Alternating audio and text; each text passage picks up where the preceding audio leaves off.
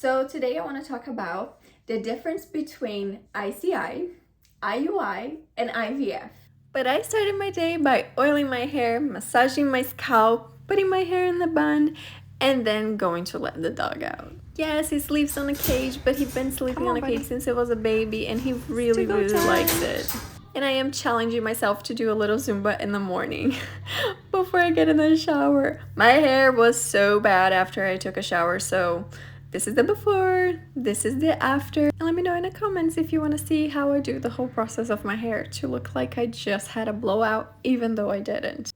Hello, hi, my name is Day, and I'm making my YouTube page my diary again. After so many years, I'm not even gonna get into it, but if you see any of my other videos, they might be in Portuguese, so because they were from 7 years ago, and now I am deciding to go back to my channel because I need an outlet. Have a place where I can talk about things that I'm going through, things in my life, goals, dreams, and I thought about how good it's gonna be to have my YouTube channel again. So today I want to talk about the difference between ICI, IUI, and IVF. Me and my husband been trying to get pregnant for a little over 3 years.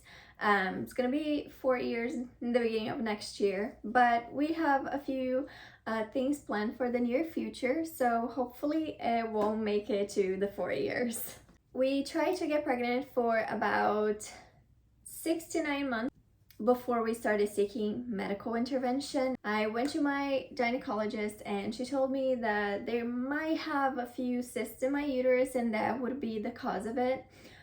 We did a lot of exams, some really painful, some was just ultrasounds and blood work, and we found out that there wasn't really anything that would be blocking us from getting pregnant. So my husband also started doing a few exams, and we found out that he had a really low sperm count, so that's why we were having difficulties getting pregnant. And then he started on medication. I started also on medication. One of the things that we were both deficient was vitamin D, which has a huge impact on fertility. So our doctor put us both on vitamin D, put him on medicine, and she said to give 3 to 6 months for the medicine to work on his body and increase his sperm count. We waited, we did 2 sperm analysis, but the result didn't really change. It was like there was an increase, but nothing that would really make us get pregnant all by ourselves. So the next step was to do IVF, but IVF is really expensive. So we put a hold on that, and last year we decided that we were going to take a little break and just maybe try to get pregnant on our own. This year we went on all of the sperm bank sites and we found out that there is something called ICI. ICI is something more independent. You can do just you and your partner, or you by yourself if that's what you choose to do. So you just buy the sperm through a bank sperm, they deliver to you, and you do the insemination at home all by yourself. We tried that twice, but they didn't work. There is a very low percentages that could work, so unfortunately for us it didn't. But we were okay. It was a little sad at the time because the second time I really thought I was pregnant. I felt all of the symptoms, I felt this is it, and I was 100% sure that we were pregnant. So then when it came my next cycle, and we found out that I wasn't pregnant, then I was like, okay, I need another break. For me, that was my low, so I needed a huge break. But I went back to my doctor, and then I explained to her that IVF wouldn't be an option for us yet, but that we were considering doing an IVF in Brazil, which is my home country, and that would be the place that would be cheaper. I would be close to my family too, so I could stay with my mom and do the whole process down there, and if it take a few months, then I at least have my family all around me. But for now, we are on the second step, which would be an IUI. Is when you buy the sperm is delivered to the office. You go in, they're gonna calculate your ovulation by blood work and everything.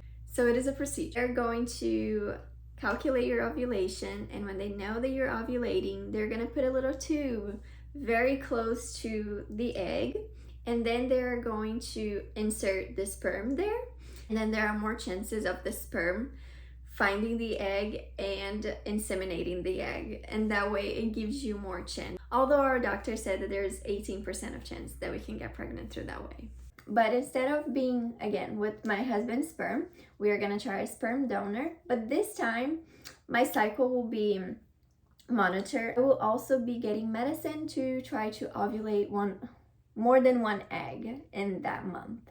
And then I did an ultrasound, and then we found out that I had 3 cysts on my left ovary. So then he said that we would have to put a hold on the IUI until like the cyst shrinked or completely went away, which would be like with medicine or surgically. Like, oh my God, like the opportunities they come to our hand and then they slip away just as fast. I took the medication the doctor gave it to us, and I prayed. I prayed as hard as I could that month, and I was just like, God, I trust you.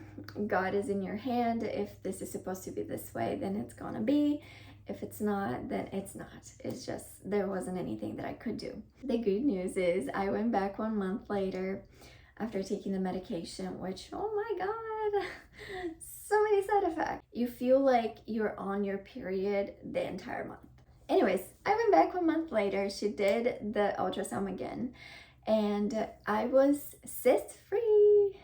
I was so happy. I couldn't believe it. I was crying, and I was just like, oh my God, this is a miracle. This is a miracle, because it was so quickly too. But she was like, this is cyst-free. Your uterus is good to go. So I was like, yes. So we can go ahead and do the IUI. I have not scheduled the IUI yet, and I am actually holding my expectations kind of low, and I'll explain why. Overall, I am positive, but I'm also like not holding on to the idea that this will be it. When you hit that low, it's really hard, like at least for me, to kind of like go back to it as quickly. To this entire 3 years and some months, I have not had a single pregnancy test being positive. That's part of infertility. I joke around it all the time, and I say that they are broken, because it's impossible for you to be on a stick so much and all of them say the same thing every month.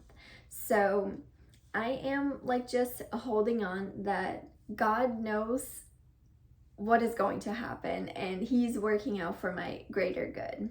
So anyways, the important part is when you received so constantly a negative pregnancy test that you just don't give up hope and faith.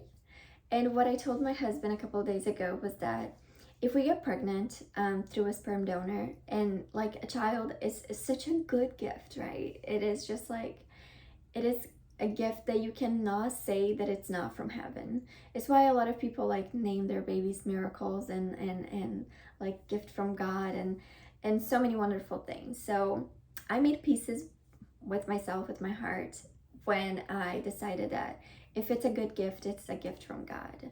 And God wouldn't allow us to have something so good if it wasn't given by Him. If it doesn't work out this way, it's not the end of the world. I might be a little sad by the time it happens, which is normal. But that is okay, because we have the plans of doing IVF if that doesn't work in Brazil.